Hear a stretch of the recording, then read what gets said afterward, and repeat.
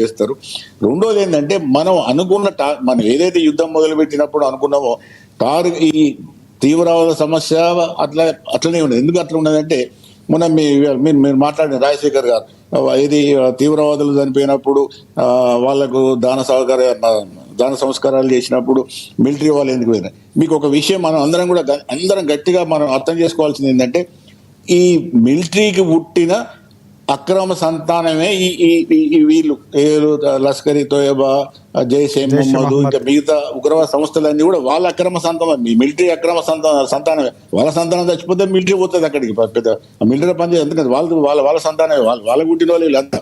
కాబట్టి మిలిటరీ అక్కడ ఇంకోటి ఏంటంటే మిలిటరీ ఏమో మిలిటరీ డిసిప్లిన్ ఉంటుంది, అది ఏదైతే చేసే ఉన్మాదం మిలిటరీకి ఉంటుంది.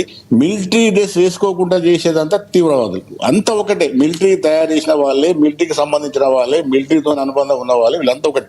వీళ్ళంతా వేరు, మిలిటరీ వేరు, తీవ్రవాదులు వేరు, వాళ్ళు వేరు, వీళ్ళు. మనం విదేశాలకు చెప్పడానికి మనకు వస్తుంది, కానీ మనం అర్థం చేసుకోవడానికి, మనం పాకిస్తాన్ యుద్ధం చేయడానికి మాత్రం వాళ్ళంతా ఒకటే. మిలిటరీలో అనేక అంగాలు ఉన్నాయి. మిలిటరీలో ఐఎస్ఐ ఉన్నది, డీప్ స్టేట్ ఉన్నది, తీవ్రవాదులు ఉన్నారు, ఈ మతం ఉన్నది, రకరకాలు ఉన్నాయి. ఇదన్నిటికీ ఒకటే మిలిటరీ కారణం. కాబట్టి ఇవాళ భారతదేశం మీద ఒత్తిడి జరుగుతుంది. కాబట్టి నేను అనుకుంటానా భారతదేశం ఒత్తిడిని వినడానికి సిద్ధంగా లేదు. ఇవాళ మోడీ గారు మళ్ళీ త్రివిధ దళాలు, రాజ్నాథ్ సింగ్, దోవెల్తోని సీరియస్ గా మాట్లాడుతున్నారు. నేను అనుకుంటా బహుశా నా అంచనా ప్రకారం అయితే ఇవాళ నైట్ నుంచి వెళ్ళి పాకిస్తాన్ నుంచి తీవ్రమైన దాడి భారతదేశం నుంచి ఉంటుంది.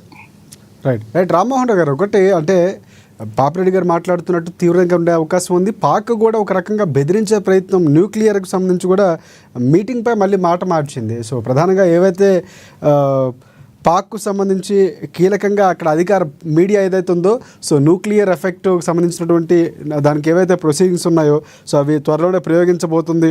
నేషనల్ కమాండ్ అథారిటీతో పాక్ పిఎం మాట్లాడారు. ఇవన్నీ కూడా చాలా వార్తలు వచ్చాయి. తర్వాత ఎందుకు మాట మార్చింది అంటారు? అంటే పాక్ వెనక్కి తగ్గిందంటారు, లేకపోతే అమెరికా రాయబారంతో, లేకపోతే అమెరికాకు సంబంధించి విదేశాంగ శాఖ కార్యదర్శి మాట్లాడిన తర్వాత మారినటువంటి మాట అనుకోవచ్చు మనం? ఇక్కడ వెనక్కు దగ్గరే పాపిరెడ్డి గారు అన్నట్టు ఒకటేమో తుమ్మ ముళ్ళు ఉంటుంది, ముడ్డి ఒకటే, అంటే మూల ఒకటే, ఇట్లా ఉంటుంది తుమ్మ ముళ్ళు. ఈ మధ్యన ఇక్కడి నుంచే మొదలైతే ఇటైనా కనుక అట్లాగే మిలిటరీ తీవ్రవాదులు రెండు ఒకటే. ఇంకా గట్టిగా మాట్లాడితే రాజకీయ నాయకులకి వేరుగా ఉన్నారు. వాళ్ళ చేతిలో ప్రభుత్వం లేదు, వాళ్ళ చేతిలో వ్యవస్థ లేదు. వాళ్ళని శాసిస్తున్నది ఇప్పటివరకు ప్రధాన మంత్రులు కానీ, అధ్యక్షులు కానీ తీసేసింది వాళ్ళే కదా. బెనజీర్ భుట్టో నుంచి మొదలు పెడితే మిగతా నవాజ్ షరీఫ్ అయితేంది, మొన్న ఇమ్రాన్ ఖాన్ అయితేంది, ఎవరిని నిగలించారు వాళ్ళందరూ. కనుక రాజకీయ నాయకత్వం బలంగా ఉంటుంది, అంతర్జాతీయంగా కొంచెం పేరు తెచ్చుకుంటుంది అంటే సైన్యము వాళ్ళని అణిచివేస్తుంది, పదవి నుంచి దించేస్తుంది. ఇప్పుడు ఒక రకంగా చెప్పాలంటే వాళ్ళు అక్కడ ఉన్న ప్రభుత్వం కాంగ్రెస్, బీజేపీ రెండు కలిస్తే మన దగ్గర ప్రభుత్వం ఊహిస్తామని రెండు కలిసి ప్రభుత్వం పెట్టారు పేరు చేసింది. అక్కడ ఇప్పుడు ప్రభుత్వం వాడి షహబాజ్ షరీఫ్ ప్రభుత్వం అట్లాంటిది. అంటే ఈ రెండు పార్టీలు కలిసి కాంగ్రెస్, నేను ఉదాహరణ చెప్తున్నా, అక్కడ రెండు పార్టీలు కూడా పెద్ద శత్రువులు, కానీ వాళ్ళ ప్రభుత్వంలో వాళ్ళిద్దరు కలిసి ఉన్నారు. అందుకని వాళ్ళ కలిసి ఉన్న అక్కడే ముక్కలు అవుతున్నటువంటి పరిస్థితి. అక్కడే వేరే ప్రాంతం కావాలని బలోచిస్తాను పోరాటం చేస్తుంది. పాక్ భారత్కి అక్కడ మనం పొంతన పెట్టలేం. నాకు అనిపిస్తున్నటువంటిది న్యూక్లియర్ ఎఫెక్ట్ ఏమైనా ఉండబోతుందా? అణుబాంబుకు సంబంధించి ప్రయోగం చేసే ఒక భయం పెట్టే ప్రయత్నం చేసింది. సో మళ్ళీ వెనక్కి తగ్గినట్టు కనిపిస్తా ఉంది. సో ఎందుకంటే ఒక మాట, ఇప్పుడు మనము ఎక్కిన కొమ్మ ఇవ్వండి నరుకోడు ఒకటి.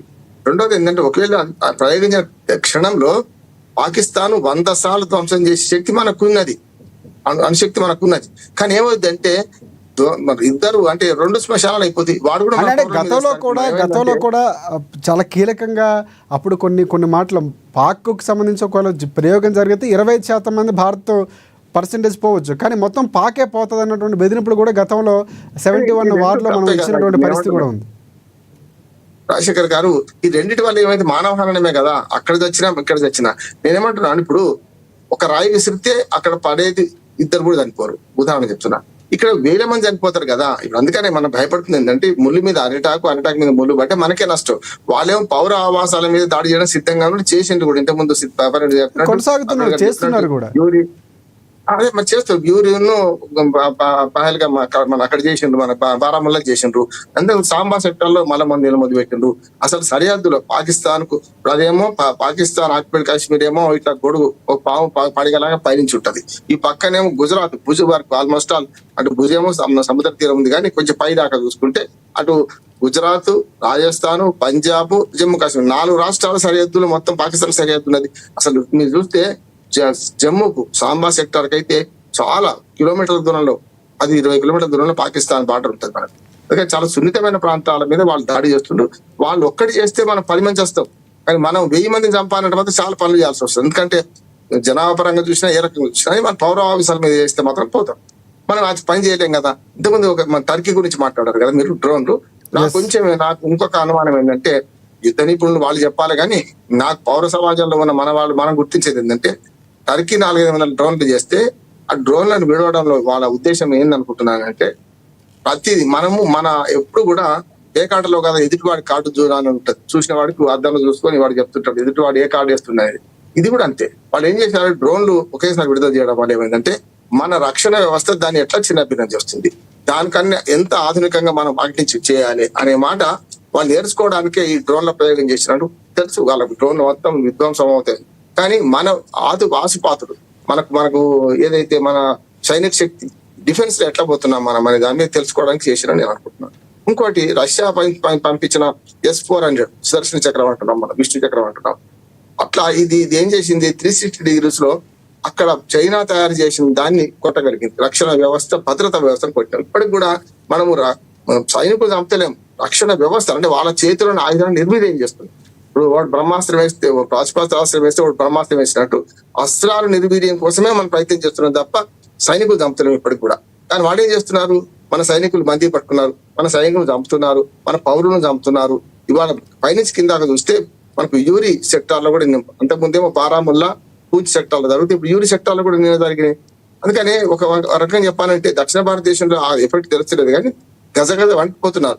ఏది ఆ పైనుంచి కిందాక నేను 4 రాష్ట్రాలతో గజగజ వండిపోతున్నారు. అందుకనే వాళ్ళందరితో స్పెషల్ మీటింగ్ పెట్టి మీరు ఈ చర్య తీసుకోండి అని చెప్పి భారత ప్రభుత్వం కూడా కోరింది. CS లను డీజీపీలు పిలిచి ఏ రకంగా, కానీ పౌరుల్లో రేపు చచ్చిపోతారని భయం ఉన్నప్పుడు తప్పనిసరి చేస్తారు. ఎవాక్యూట్ ఎంతమంది చేస్తారు? ఇప్పుడు మొత్తం జనావాసంలో ప్రాంతం మనకు ఇటు పక్కన అయితే సరిహద్దుల్లో కొంచెం దూరం ఉండొచ్చు, కొన్ని గ్రామాలు అక్కడి నుంచి తీసేయగలరు, ఒక సిటీని అయితే మార్చలేం కదా. ఇంకొక మాట చెప్తాను రాజశేఖర్ గారు, గతంలో ఈ GPS-లు BPS లేకముందు మనం బ్లాక్అవుట్ చేస్తే, అంటే మనము పట్టణాలలో కరెంట్ తీసేసి రాత్రి మనకు చీకటి చేస్తే వాళ్ళకి దొరకరని ఒకటి ఉండే. ఇప్పుడు అట్లా లేదు. మన ఇల్లు కూడా లొకేషన్ పెడితే క్యాబ్ మన ఇంటికి వస్తుంది, చీకట్లో వస్తుంది కదా, వెలుగులో వస్తుందా? ఇది అంతే. ఇప్పుడు ఏమైంది అంటే జమ్మూ ఎక్కడ ఉందో, జమ్మూ పక్కన ఇంకో నగరం కట్టిన. ఇదివరకు పాత మన 71 ఎట్లుంటుండే అంటే, మన యుద్ధం వచ్చినప్పుడు పక్కన సేమ్ అటువంటి నగరం కోసం అంటే లైట్లు బీట్లు వేసేసి వీధులు ఏర్పాటు చేసి అది జమ్మూ నగరం లాగానే తయారు చేసేవాళ్ళు. ఇప్పుడు అది ఆటలు జల్లవు. GPS లో కోఆర్డినేట్స్ ఉంటాయి, అక్షాంశాలు రేఖాంశాలు ఆధారం చేసుకొని శాస్త్రీయంగా జమ్మూ మీదే పడుతుంది. మీరు ఎన్ని జిమ్మిక్కులు చేసినా జమ్మూ మీదే బాంబు పడుతుంది. అంటే అట్లాంటివి ఉన్నప్పుడు మనం ఏం చేయాలి? ఇప్పుడు మనం ఏం చేసాం, మనం చూడండి 9 ఉగ్రవాద స్థావరాలకు కొట్టగలిగినాం అంటే GPS సిస్టమ్ తో కొట్టగలిగినాం. గతంలో వెతకాల్సి వస్తుండే, ఇప్పుడు అట్లా కాదు, GPS సిస్టమ్ కొట్టగలిగినాం. ఇది కూడా అంతే. అందుకని చైనా సప్లై చేసిన ఆయుధాలు